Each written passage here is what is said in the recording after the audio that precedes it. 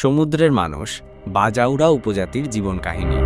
আপনি কি এমন মানুষদের কথা শুনেছেন যারা ঘর বাড়ি, জমি বা ঠিকানা ছাড়াই সমুদ্রকে বেছে নিয়েছে স্থায়ী বাসস্থান হিসেবে? এরা বৃষ্টিতে ভিজে, রোদে পুড়ে, ঝড়ে ভেসে গেলেও থাকে সমুদ্রের সঙ্গেই।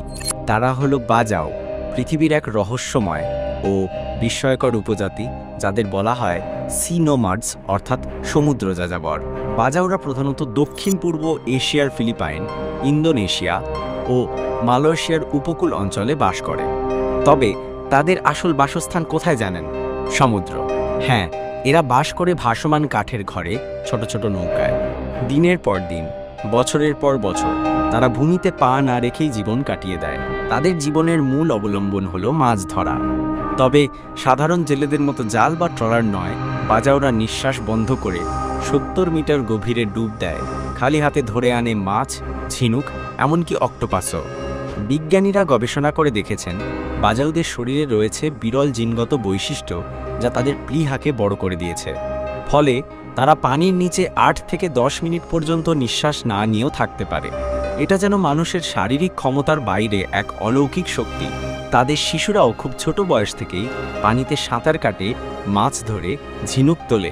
তাদের স্কুল নেই, বই নেই, কিন্তু প্রকৃতি থেকেই তারা শিখে নেয় বেঁচে থাকার বিজ্ঞান। বাজাউদের ঘর মানে এক টুকরো কাঠ আর ছাউনি, নৌকাই তাদের বিছানা, আর সমুদ্রই তাদের রুটির যোগানদার।